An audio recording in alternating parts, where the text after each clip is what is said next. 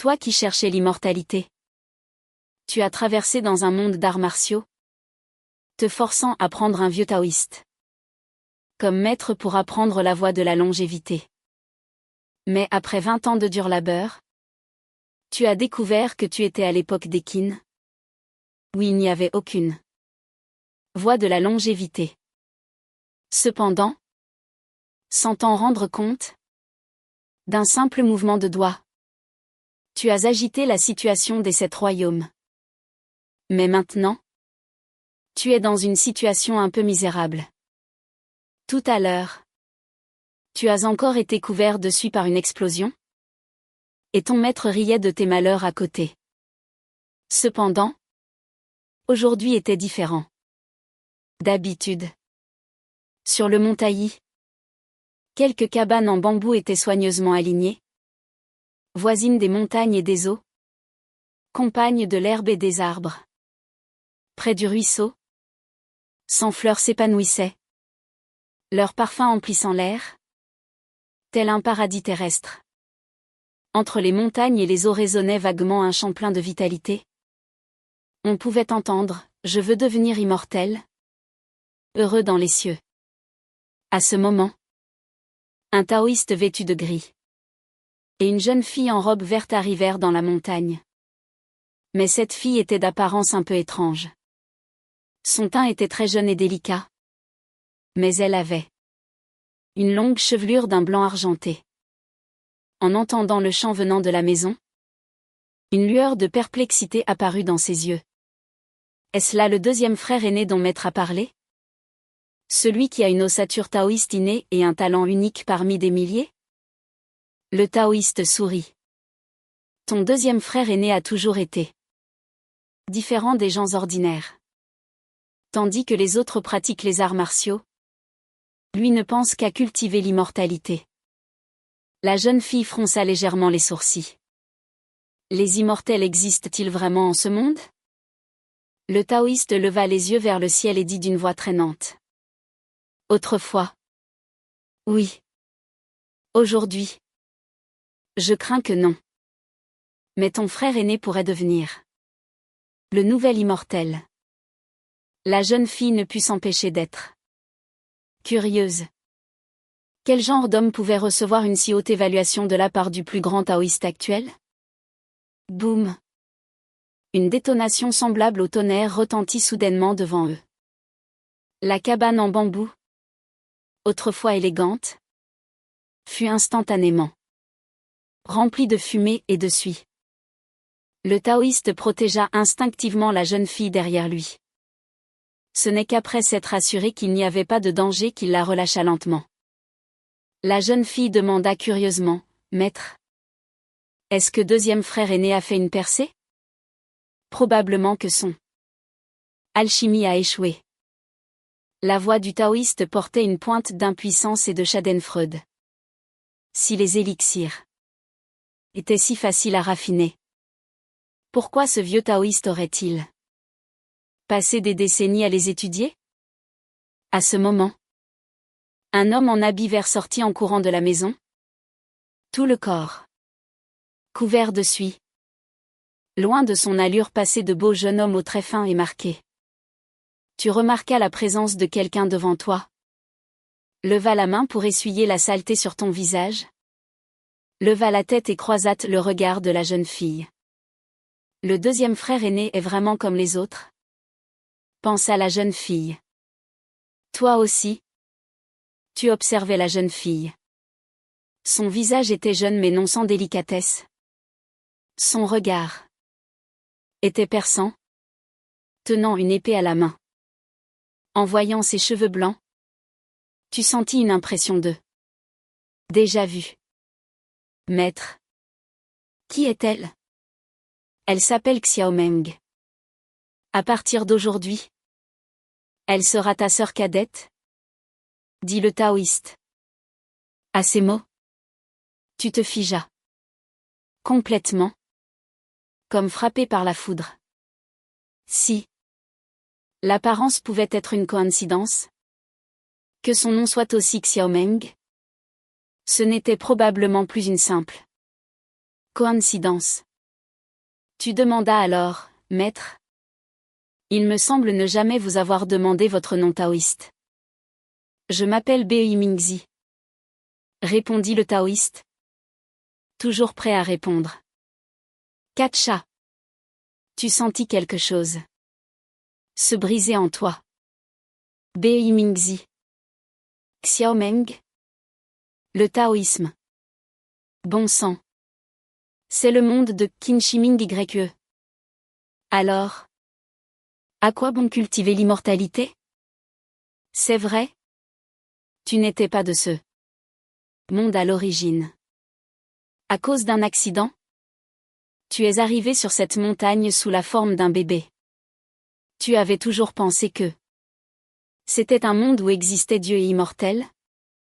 Car ton maître avait un jour montré des capacités surhumaines, comme contrôler l'eau par la pensée, disparaître pour réapparaître à un autre endroit, ou utiliser des arts taoïstes pour faire revivre des fleurs fanées. C'est pourquoi tu avais cultivé si assidûment pendant 20 ans dans la montagne, espérant un jour devenir immortel et te révéler au monde. Mais maintenant, tu apprenais soudainement que c'était un monde d'arts martiaux. Alors, à quoi bon cultiver l'immortalité? Tu ressentis soudain une déception? Comme si on t'avait trompé.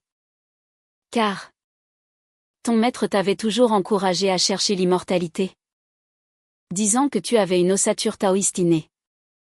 Et que tu réussirais certainement. Alors, pourquoi m'avoir dit autrefois que le monde extérieur était très dangereux? Et qu'il valait mieux que je reste pratiqué dans la montagne? Demandas-tu, t'accrochant à un dernier espoir. Bei Mingzi semblait s'attendre à cette réaction. Il dit calmement, aujourd'hui, les 7 royaumes sont divisés et les guerres sont fréquentes. Le monde extérieur est en effet instable. Alors, tu as aussi dit que je pouvais réussir à devenir immortel. Y a-t-il des immortels en ce monde? Aujourd'hui, je crains que non. Mais tu pourrais le devenir. Certainement était. Devenu, peut-être. Tu avais envie de jurer? Mais par respect pour ton statut de disciple, tu te retins finalement. Xiaomeng sentit subtilement que la situation était un peu délicate et se tint silencieusement à l'écart. Bei Mingzi sentit aussi que son disciple avait besoin d'être seul.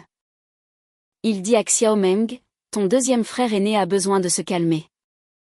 Rentrons pour l'instant. Sur ce, le maître et la disciple quittèrent les lieux, te laissant seul, désemparé dans le vent. Un instant plus tard, tu entendis vaguement. Derrière toi, je ne m'appelle pas deuxième frère aîné. Xiaomeng se tourna vers son maître et crut déceler sur son visage une trace de culpabilité. Assis en silence sur l'herbe au bord du ruisseau, tu laissais la chaleur du soleil frapper ton corps, sans pour autant transpirer comme une personne ordinaire. Un esprit calme rafraîchit naturellement. Cette phrase est une pure absurdité. Non seulement aujourd'hui tu as appris que tu ne pourrais jamais cultiver l'immortalité, mais en plus tu étais devenu inexplicablement le maréchal Tianpeng. Ta tristesse et ta colère étaient indescriptibles. Alors, tu utilisas les arts taoïstes pour inverser le yin et le yang, et avec ton énergie vitale, tu captas la fraîcheur de l'eau pour la renvoyer vers ton corps, contrant parfaitement la chaleur torride du soleil. Autour de toi, 2 auras circulaient faiblement. L'une yin, l'autre yang. C'était la force du taoïsme qui unit le yin et le yang. Naturellement, tu n'étais pas vraiment en colère contre Bei Mingzi. Bien que le vieil homme ait raconté un pieux mensonge, sa bienveillance et son enseignement de ces années n'étaient pas faux. Tu avais juste du mal à accepter la vérité soudainement révélée, et ton esprit était devenu confus. L'immortalité est-elle encore Possible? Bien que ce monde ait toutes sortes de règles illogiques, il n'y a jamais eu de véritable immortel. Les seuls dignes de mention sont peut-être les personnages comme la dame mystérieuse des 9 cieux ou l'empereur jaune. À ce moment, Xiaomeng s'approcha silencieusement de toi. Te voyant méditer sur la voie du yin et du yang et la force de la nature, elle ne te dérangea pas, se contentant de regarder en silence. Après un long moment, tu cessas ta méditation. Ce que tu cultives, c'est la voie du yin et du yang? Xiaomeng prit la parole. Maître a dit que ce frère aîné avait une grande maîtrise des arts taoïstes et qu'il fallait que j'apprenne avec lui. Tu réfléchis un instant et répondis, selon Laozi. Le Tao engendre un se divise en yin et yang. Les deux s'unissent pour former trois. Et trois engendrent toute chose. Toute chose porte le yin et embrasse le yang. L'énergie les harmonise. Qu'est-ce que ça veut dire? Prenons un exemple, l'homme est yang. La femme est yin. L'union de l'homme et de la femme peut créer une troisième vie. Dis-tu d'un ton sérieux. Xiaomeng comprit progressivement. Et se sentit un peu en colère, pensant que tu te moquais de son ignorance du taoïsme. Alors, elle dégaina son épée et la pointa vers toi, puisque ta maîtrise des arts taoïstes est si élevée. Ta puissance doit être grande aussi. Viens, mesurons-nous. Tu dis avec lassitude, sœur cadette. Le monde des arts martiaux n'est pas fait que de combats. C'est une question de relations humaines. Laisse tomber ces grands principes. Si tu me bats, je t'écouterai. Sur ce, elle attaqua avec son épée, fonçant droit sur toi. Bien qu'elle soit jeune, son escrime était déjà initié. Elle savait combiner déplacement et technique. Ses mouvements étaient très rapides. Cependant, tu restas immobile. Et ce n'est que lorsque la pointe de l'épée fut proche que tu fis un léger pas de côté, évitant parfaitement ce coup foudroyant. En tant que grand maître, combattre une jeune fille de second rang, c'était un peu de l'intimidation. Recommence. Xiaomeng, ne s'avouant pas vaincu, lança une nouvelle attaque.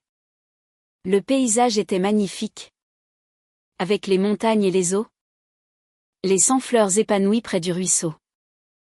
Le frère et la sœur aînée s'affrontaient, leurs pas légers, leur silhouette gracieuse, comme une touche de couleur dans une magnifique peinture de paysage. De ton point de vue, les mouvements de Xiaomeng semblaient agiles, mais en tenant compte des forces de la nature, ils paraissaient extrêmement lents. Bien que tu n'aies pas réussi à devenir immortel ces dernières années, grâce à ton étude approfondie de livres comme le Tao Te Ching et le I Ching, tu avais acquis une certaine compréhension de la force de la nature. En écoutant attentivement, tu pouvais sentir clairement les moindres fluctuations du vent, de l'eau et des plantes. Si tu avais voulu, tu aurais pu créer des techniques comme le pas ondulant ou même le pouvoir divin de Beiming. Mais à l'époque, pensant être dans un monde d'immortels, tu ne te souciais pas beaucoup des techniques martiales. Après tout, une fois immortel, on peut voler sur les nuages et bouleverser le monde d'un geste de la main. À quoi bon ces petites choses? Xiaomeng attaqua plus de 10 fois sans même toucher le coin de tes vêtements. Tes pas semblaient lents, mais ils étaient extrêmement étranges et insaisissables. Tu ne sais que te dérober? Dit-elle, légèrement en colère. Tu secoua simplement la tête et dis quelque chose qui la mit encore plus en colère. J'ai juste peur de frapper trop fort et de faire pleurer ma sœur cadette. Je ne saurais pas comment la consoler. Arrogant. Xiaomeng renifla froidement. puis accumula son énergie interne pour une attaque puissante. Soudain, tu étendis les bras, ta robe verte claquant au vent. La jeune fille écarquilla les yeux, pensant que tu allais encore attendre passivement. Il était déjà trop tard pour qu'elle retire son coup. Mais elle te vit soudainement agiter les bras, et une force mystérieuse indescriptible se forma, donnant l'impression d'être piégée dans un bourbier, sans pouvoir utiliser sa force, à la merci de l'autre. Xiaomeng fut emporté par le courant, son corps tournant en l'air avec tes mouvements. Après avoir tournoyé 2 ou 3 fois, elle flotta de manière incontrôlée pour revenir à sa place. Tes jambes étaient légèrement écartées, dans une posture que les vieux utilisaient sur les places publiques dans ta vie antérieure. Xiaomeng resta silencieuse un moment, puis demanda, quel est cet art martial? Tai Chi. Tu dissipas ton énergie et dis en souriant, tu veux apprendre? Je t'apprends. Xiaomeng réfléchit un instant, les sourcils légèrement froncés. Pourquoi n'en ai-je jamais entendu parler? L'as-tu créé toi-même? Tu hochas la tête. Tu pensas que même si tu niais et donnais le nom du créateur original, personne ne te croirait. Mieux valait l'assumer directement. De toute façon, personne ne le saurait. Après tout, cette technique était apparue 1000 ans en avance. Xiaomeng joignit les poings, Xiaomeng salue le deuxième frère aîné. Cela semblait symboliser sa reconnaissance. Il fallait te battre pour mériter d'être son frère aîné. En entendant cela, tu fronças les sourcils et dis d'un ton sérieux, appelle-moi frère aîné. Le mot devant n'est pas nécessaire. Xiaomeng ne comprit pas, mais il y a un premier frère aîné avant toi. Du nom de Shizongzi. Le vieil homme n'a jamais dit qu'il avait un autre disciple. Tôt ou tard, je discuterai du Tao avec Shizongzi et je le convaincrai de me céder cette place. Dis-tu d'un ton légèrement indigné. Ce n'est pas que tu méprisais le maréchal Tianpeng?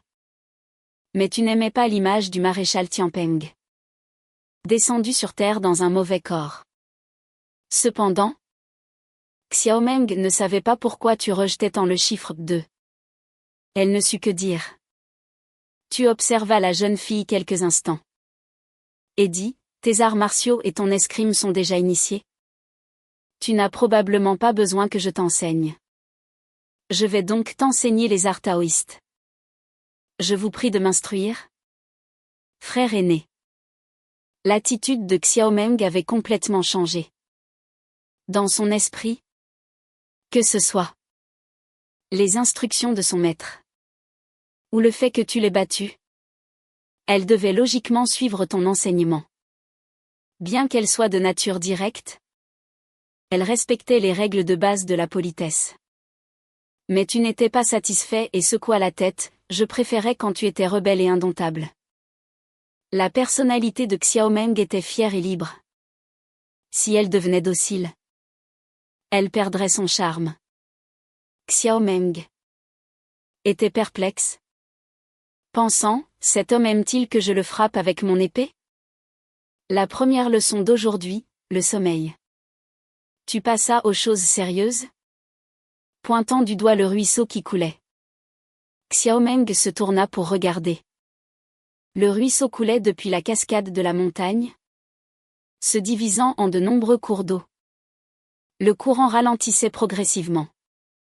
En regardant le ruisseau clair, sa première pensée fut de prendre un bain. Sous ce soleil de plomb, se baigner dans cette eau fraîche serait certainement un plaisir exquis. Mais elle t'entendit dire, Laozi a dit un jour. La bonté suprême est comme l'eau. L'eau profite à toute chose sans rivaliser. Elle occupe les lieux que les hommes dédaignent. Ainsi elle est proche du 150 Tao. Sais-tu ce que cela signifie? Xiaomeng répondit sans hésiter, le sage veut dire que l'eau est la chose la plus proche du Tao. Pour une raison inconnue, elle avait l'impression que lorsque son frère aîné mentionnait le nom du vénérable céleste de la morale, son ton n'était pas tout à fait respectueux, comme s'il ne le connaissait pas. Pas mal, dis-tu avec approbation. Pas étonnant qu'elle puisse affronter le duo Zongeng à 18 ans. Même si elle ne gagne pas, ce talent est suffisant pour dominer les autres. Le devoir d'aujourd'hui est d'utiliser ton énergie interne pour intercepter une goutte d'eau. Tu ne dois pas la tenir avec la paume. Elle doit t'obéir et rester tranquillement à 3 pouces au-dessus de ta main.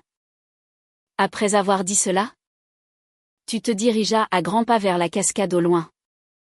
Frère aîné, où vas-tu? Demanda Xiaomeng en te suivant. Tout en marchant, tu te déshabillais et disais, je vais communier avec l'eau pour sentir de tout mon cœur la voix de l'eau. Sur ce, vêtu seulement d'un caleçon, tu sautas dans le bassin sous la cascade. L'eau du bassin était étroitement liée. Sentant peut-être la beauté de l'eau, tu plissas les yeux de plaisir. Xiaomeng resta stupéfaite, sentant que les actions de cet homme n'étaient pas aussi nobles que ses paroles. Mais elle était là pour apprendre un niveau supérieur. Alors naturellement, elle ne refuserait pas ce devoir. Elle s'approcha immédiatement du ruisseau, fit circuler son énergie interne et commença à essayer encore et encore. De loin, on aurait dit un frère sans cœur qui maltraitait sa sœur. Lui-même se prélassait confortablement dans l'eau, mais laissait sa jeune sœur rôtir sous le soleil brûlant, couverte de sueur. Je ne sais combien de temps passa. Après d'innombrables tentatives, Xiaomeng devint de plus en plus irritable.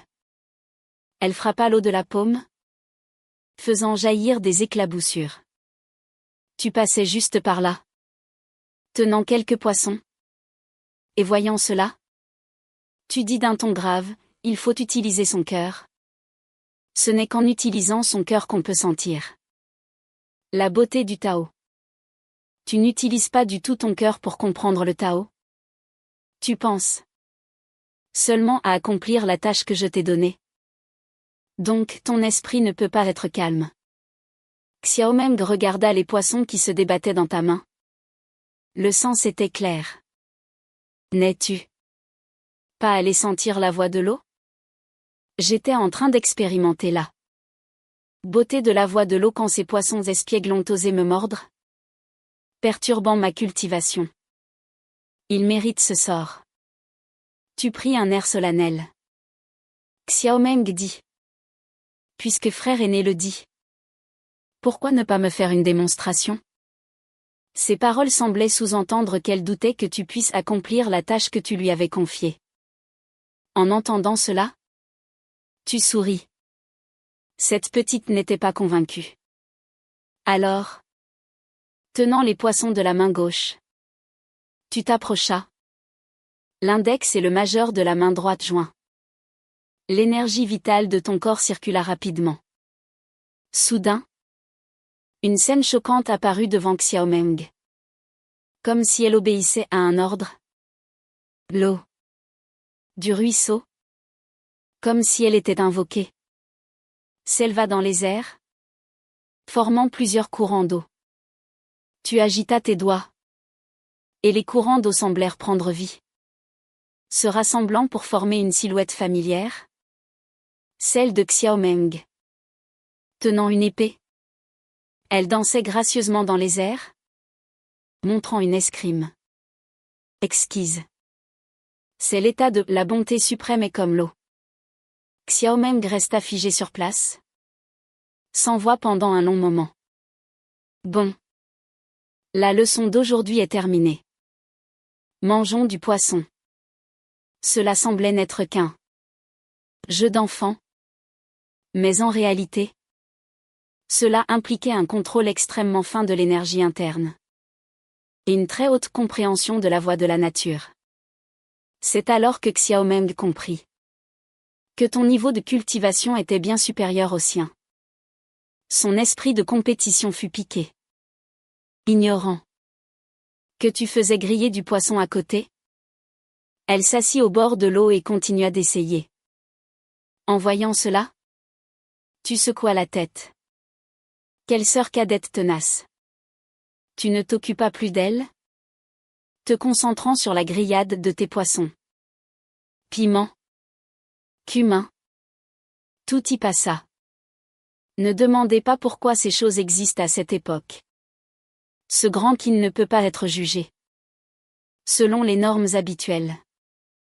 Il y a même de la poudre à canon. À ce moment, Xiaomeng était assise tranquillement sur l'herbe. Cette fois, elle ne se précipita pas, mais ferma les yeux et écouta le son de l'eau qui coule, sentant chaque léger changement, et même la fréquence du vent, le balancement des branches, le bruissement des fleurs et de l'herbe environnante. Tout devenait progressivement plus clair. Elle tendit lentement la main. Une goutte d'eau jaillit du ruisseau et flotta au-dessus de sa paume. Un simple tour. Renifla Xiaomeng, comme pour attirer l'attention. Tu regardas. Et hocha la tête, pas mal. Xiaomeng, n'ayant pas reçu la réaction escomptée, fut un peu mécontente. Et ensuite? Qu'est-ce qu'on fait? Pas de précipitation. Mangeons d'abord du poisson. Tu n'étais pas vraiment surpris. Premièrement, tu savais déjà que Xiaomeng était un génie. Deuxièmement, ce n'était pas une technique extraordinaire? Juste un contrôle assez fin de l'énergie interne? Loin de l'état de la bonté suprême et comme l'eau. Si elle ne pouvait même pas faire ça, elle n'aurait pas pu atteindre un tel niveau à 18 ans. Bien que Xiaomeng ne soit pas convaincue, ton niveau était bien supérieur au sien. Elle ne pouvait pas vraiment répliquer. Elle s'approcha du feu, regardant les quelques poissons grillés qui sentaient délicieusement bon, et demanda, pourquoi? Après avoir entendu mon nom et celui de maître, as-tu senti que la cultivation de l'immortalité était finie? Xiaomeng était très perspicace. La réaction de son frère aîné lors de leur première rencontre était comme s'il la connaissait déjà. Oui. Tu fis une mine surprise, ne t'attendant pas à ce que cette petite soit si fine. Mais tu n'étais pas du tout troublé. Tu étais toi-même arrivé dans cette époque sous forme de bébé. Bei Mingzi ne connaissait peut-être pas ton secret, mais il devait savoir que ce disciple était différent des autres. Après un moment de réflexion, tu dis en souriant, l'observation de l'aura est l'une des nombreuses techniques taoïstes. Qu'en dis-tu? Veux-tu que ton frère aîné te lise ton avenir amoureux? Pas besoin.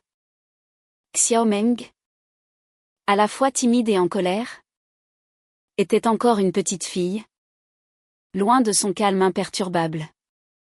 Plus tardif. Tu souris sans en dire plus? Prit un poisson grillé parfumé et le lui tendit. Xiaomeng ne fit pas de manière et le prit.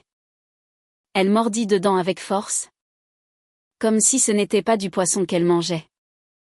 Après avoir bien mangé et bu, tu t'allongeas sur l'herbe avec un brin d'herbe à la bouche, regardant les étoiles. Sous la lune, Xiaomeng se mit à danser avec son épée. Par rapport à avant, ses mouvements étaient devenus plus lents, ne cherchant plus uniquement la vitesse et la puissance, mais entrant dans le domaine du taoïsme. Tu faisais du tai chi. Murmurant, le corps s'exerce comme un dragon. Sous 1000 pains. 2 métaux froids. Après un long moment, tu t'arrêtas et dis. Peut-être que dans quelque temps, ton frère aîné descendra de la montagne. Xiaomeng, sans s'arrêter de danser, ne répondit qu'un instant plus tard. Pourquoi? Tu ne répondis pas. Tu pensais que, de toute façon, Tu ne pouvais pas cultiver l'immortalité pour le moment. Autant entrer dans le monde des mortels. Et faire ce que tu voulais. Mais tu ne pouvais pas expliquer ces choses. Alors tu gardas le silence. Fatigué de danser, Xiaomeng s'arrêta. Dans quel état comptes-tu aller? Tu la regardas en la taquinant. Comment? Tu veux te faufiler hors de la montagne pour retrouver ton frère aîné? Le visage de Xiaomeng était calme. Si je veux partir, maître ne m'arrêtera pas. Tu réfléchis un moment. Et dis, probablement dans le royaume de Han. Il y a quelque chose que je veux là-bas. La clé de la voie du yin et du yang. Le royaume de Han? Xiaomeng ne comprenait pas. Si tu cherchais un royaume pour te mettre à son service, ça ne devrait pas être le plus faible? Han. En voyant sa réaction, tu ne pus t'empêcher de rire. Dans l'œuvre originale, Han fait Wezuamge. D'autres semblaient très impressionnants. Mais cela ne changeait pas le fait que le royaume de Han, avec celui de Yan, était l'un des deux plus faibles des 7 royaumes. Tu expliquas, je ne vais pas à Han pour des intrigues politiques. Vu l'état de Han, même si je faisais de mon mieux, je ne pourrais rien sauver. Alors pourquoi? Les beautés de Han sont nombreuses. Sans désir, le cœur s'attache à la poussière du monde. Tu voulais dire qu'il y avait Ongeng et les Baiyus là-bas. Mais tu changeas tes paroles. Et Xiaomeng, de toute évidence, ne te crut pas. À ses yeux, ton frère aîné, qui ne pensait qu'à cultiver l'immortalité, n'était certainement pas un débauché. Elle pensa simplement que tu ne voulais pas lui dire. Elle se leva, se dirigea vers le bassin d'eau au loin. Sans se soucier de la présence d'un jeune homme plein de vigueur à côté. Elle arriva au bord du bassin et commença à se déshabiller. Tu pensais être déjà assez audacieux? Mais ta sœur cadette l'était encore plus que toi. Même si tu es jeune, il y a une différence entre hommes et femmes. Ne peux-tu pas faire attention? Un simple corps de chair. Frère aîné. Après 20 ans de cultivation, n'as-tu pas encore dépassé ces choses? Le ton de Xiaomeng était calme, comme si elle n'avait pas peur du tout. Que tu la regardes. Tu restas sans voix un instant, te leva et te dirigea vers la cabane en bambou. Même si tu n'étais pas un gentleman, tu n'irais pas jusqu'à espionner une petite fille. Ta sœur cadette n'est pas encore développée. Il n'y a rien à voir. La cabane d'Aak sans grave côté est pour toi. Cria-tu. 3 mois passèrent en un clin d'œil. Tu étais en train de faire tes bagages, prêt à descendre de la montagne aujourd'hui. Xiaomeng, comme d'habitude, s'entraînait près du ruisseau. Mais ce n'était pas l'escrime qu'elle pratiquait. Elle utilisait l'épée dans sa main pour guider l'eau du ruisseau. Après plusieurs mois de méditation, elle pouvait maintenant faire bouger un courant d'eau. Son contrôle de l'énergie interne devenant de plus en plus fin. Tu sortis de la maison et cria à ta sœur cadette, j'y vais. Le visage de Xiaomeng était calme comme l'eau. Comme si cela ne lui importait pas du tout. À ce moment, une silhouette apparut soudainement dans les airs. Ses pas légers comme ceux d'une hirondelle. C'était une jeune fille d'environ 16 ans. La jeune fille avait les cheveux longs jusqu'à la taille. Portait une longue robe jaune et violette. Et attachait dans son dos un ornement en forme d'aile. Belle et émouvante. Noble et gracieuse. Elle atterrit en douceur sur la cime d'un arbre. Son regard balaya nonchalamment Xiaomeng au bord du ruisseau. La voyant guider l'eau avec son épée, elle ne put s'empêcher de louer son talent. Pas mal. Dommage qu'elle soit si jeune. Xiaomeng calma l'eau avec son épée et pointa vers la nouvelle venue. Qui es-tu? La jeune fille ne répondit pas. Son regard se tournant vers toi qui venais de sortir. J'ai entendu dire que l'école taoïste a produit un génie exceptionnel. Je suis venu pour une leçon. Tu la dévisagea de haut en bas et demanda curieusement, Votre Excellence est de l'école Yin-Yang? Donc Jin Yanfei? Ah. Une des nôtres? Plaisantas-tu en regardant Xiaomeng qui était sur ses gardes. Tu lui dis d'un air agacé, je t'ai déjà dit de ne pas être trop ostentatoire. Voilà que tu as attiré des ennuis. Puis tu dis à Yanfei, ma sœur cadette est jeune et capricieuse. Mademoiselle Yanfei. Ne vous abaissez pas à son niveau. Yanfei fut amusée. Xiaomeng, stupéfaite, jura à voix basse. Bien qu'elle n'ait pas peur de cette femme. Elle méprisait ta façon de détourner les ennuis. Yanfei reprit ses esprits. C'est pour toi que je suis venu. En réalité, tous les trois savaient que la cible de Yanfei était toi. Bien que Xiaomeng soit aussi un génie. Elle venait de commencer. La prendre pour cible ne serait pas un duel, mais un massacre de génie. Mais Xiaomeng savait que tu ne voulais pas combattre Yanfei. C'est pourquoi tu essayais de te défiler. Tu soupiras, ce pauvre taoïste a des aptitudes médiocres. Le mot génie est bien trop pour moi. En même temps, tu étais un peu perplexe.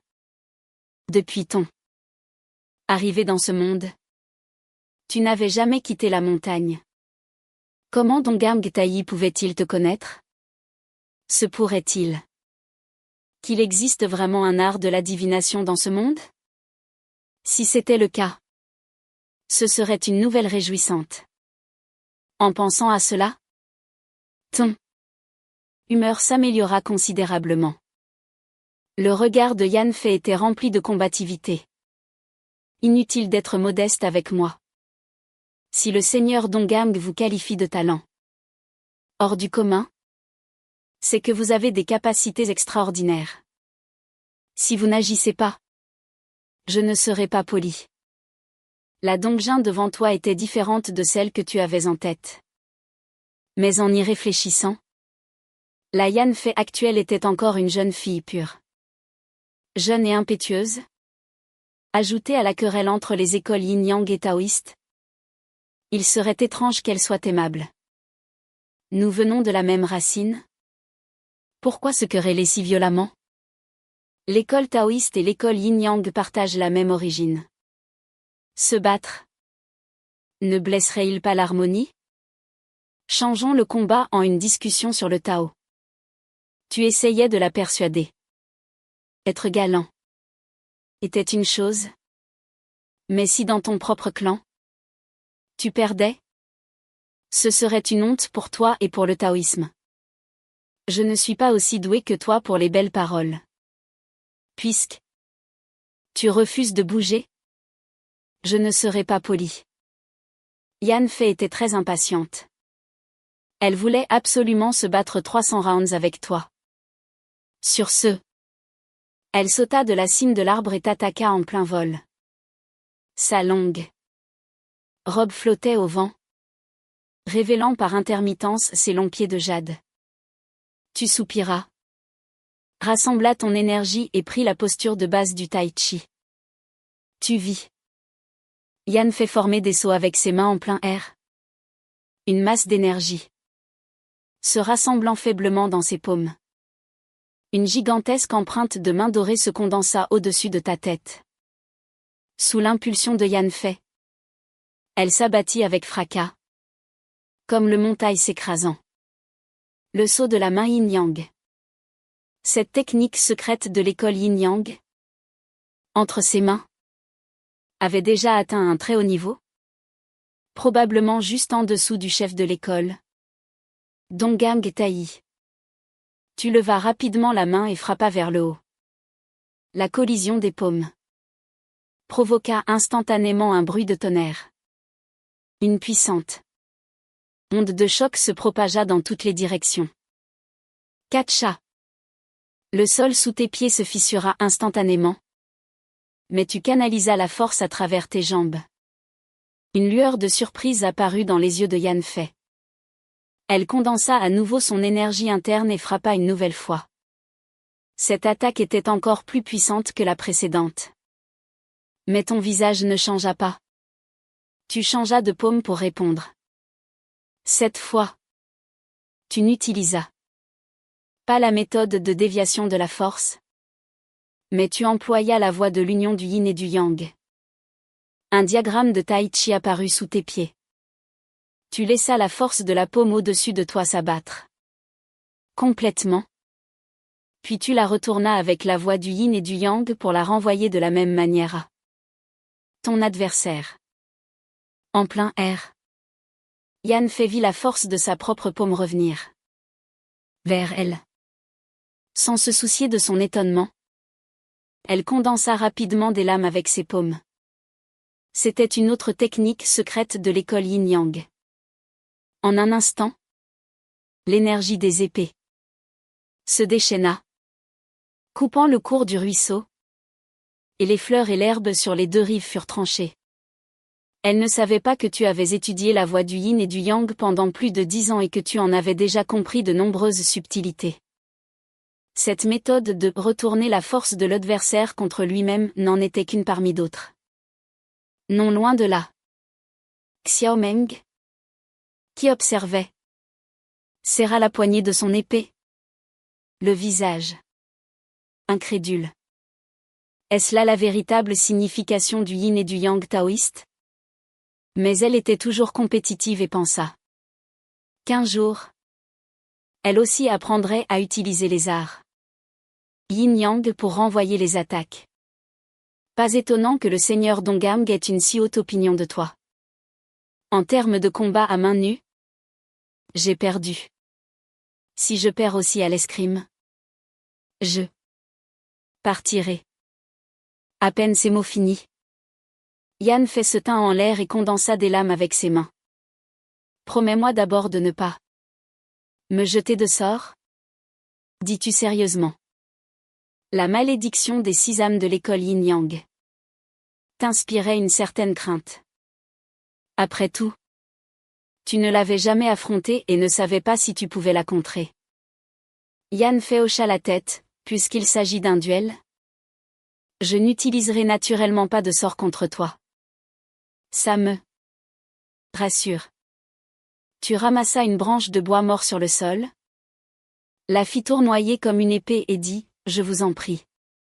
Te voyant prendre une branche pour l'affronter, Yan Fei se sentit en colère, ressentant une grande humiliation. Et Xiaomeng, qui s'apprêtait à te prêter son épée, fut soudain stupéfaite. Utiliser une branche comme épée? Quelle arrogance! Tu sentis l'émotion de Yan Fei et t'empressa d'expliquer, ce pauvre taoïste n'a aucune intention de vous mépriser. C'est juste que, selon la doctrine taoïste, il n'y a pas de différence entre une épée de fer et une épée de bois. Foutaise! Alors pourquoi ton école taoïste possède-t-elle des épées divines célèbres comme Kuli et Xueji? Yan Fei, soucieuse de son image de dame, ne jura finalement pas, mais décida secrètement de te donner une leçon. Elle effleura le sol du pied, et brandissant ses 2 lames, elle lança une attaque agile. Tu insufflas ton énergie vitale dans la branche et exécuta l'escrime du tai chi. Cette escrime ne se concentre pas sur les techniques, mais sur les principes de déviation et de retournement de la force de la voie du yin et du yang. Le secret réside dans un seul mot, enchevêtrement. Utilisez la défense comme attaque. Peu importe la rapidité et la puissance des mouvements de l'adversaire, il faut d'abord dévier leur force, puis par une lutte enchevêtrée, amener l'adversaire dans ton rythme. le faisant se sentir comme pris dans un bourbier. Bien sûr, la condition préalable est d'avoir une énergie interne suffisamment profonde. Sinon, non seulement on ne peut pas dévier la force, mais on perd aussi l'initiative et on se fait tuer facilement par l'adversaire. L'escrime de Yan Fei était déjà très experte. Sa technique avait atteint 4/10 de sa puissance. Chaque mouvement portait la force du tonnerre. Sa vitesse était incomparable. Cependant, tu ne l'affrontais pas de front, utilisant des déplacements agiles pour esquiver constamment. Bien que tu n'aies pas créé le pas ondulant, grâce à ta compréhension des trigrammes du I Ching, tes déplacements n'étaient pas inférieurs. Tu ne sais que te dérober? Yan Fei, après de longues attaques infructueuses, posa la même question que Xiaomeng. Alors ce pauvre taoïste va commencer à être sérieux. Tu savais que si un vainqueur n'était pas désigné, Yan Fei ne lâcherait pas l'affaire. Tu plaças la branche devant toi. L'index et le majeur de ta main gauche joints. Et la fit lentement glisser. La puissance du yin et du yang environnante augmenta rapidement. Voyant cela, Yan Fei commença aussi à se préparer. L'énergie de sa lame, initialement à 4/10, passa à 6. La lame invisible s'étendit sur 10 âmes. Un vent violent se leva. Les feuilles mortes tourbillonnèrent. Yan Fei attaqua la première. Ses 2 lames, fusionnant en une. Elle frappa depuis les airs. Une puissante énergie d'épée suivant le mouvement. Toi, au contraire, tu levas lentement la branche et la toucha légèrement. On entendit un catcha. La branche, ne pouvant supporter la puissance de l'épée, commença à se briser. Le diagramme de Tai Chi sous tes pieds tourna frénétiquement, déviant toute l'énergie de l'épée derrière toi, laissant d'innombrables et hideuses marques d'épée sur le sol.